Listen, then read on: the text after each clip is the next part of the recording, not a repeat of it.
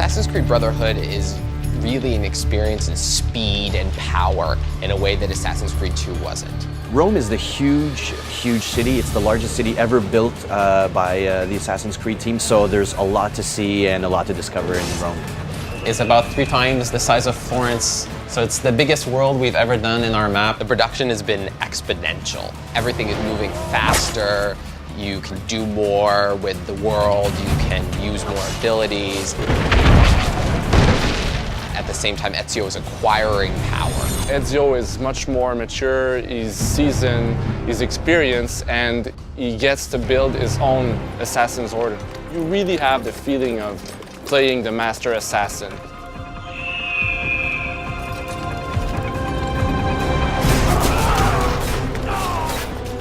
We have what we call memorable moments. Places in the game where we wanted the player to feel really like an epic mission.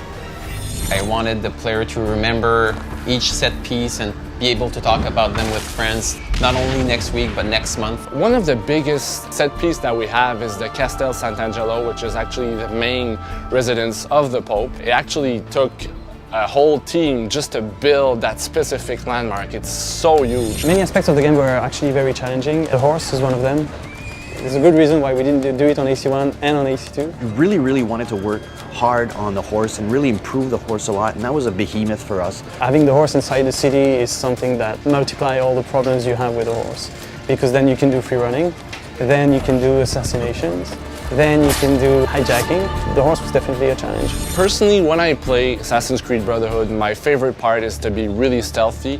And what's nice about it is that now you have your fellow assassins with you. You can really come up with a plan, send your assassins on missions. You can call your fellow assassins to kill people around you who you want dead. Ezio just does it with this little gesture like they're dead. I mix it up a bit. I do like to do this social stealth action, like blade in the crowd type.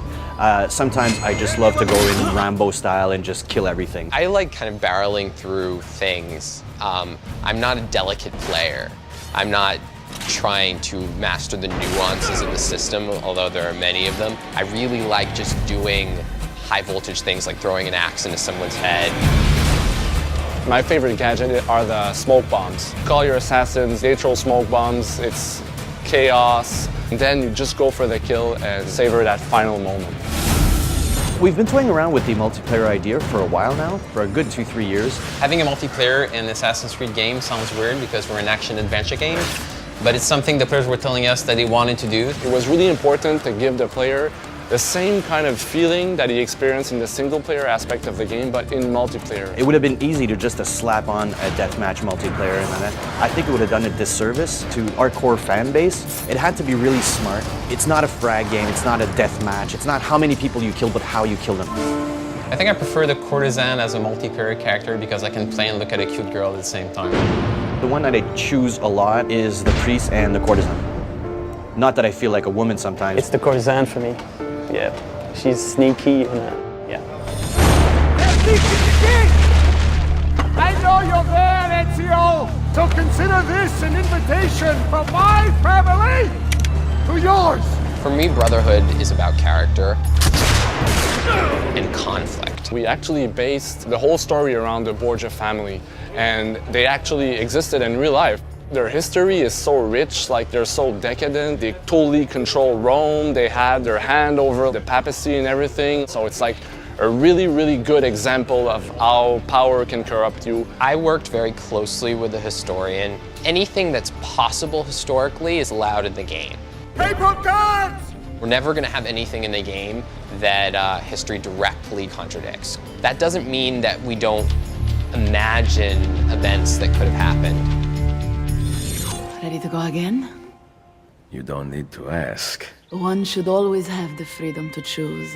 The struggle between the Assassins and the Templars is part of this universal push-pull between control and freedom. The Templars are all about control over the mass, telling people what to think, telling people what morals to have, what's right and wrong.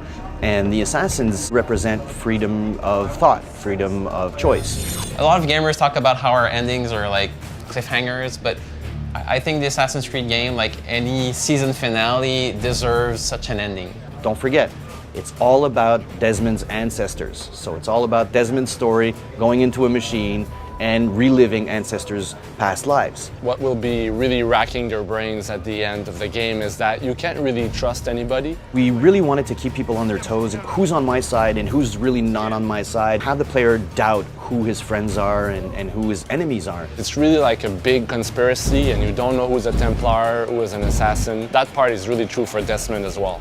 You start to see how messages from the past are being conveyed to Desmond in the present, and we're building to something really big.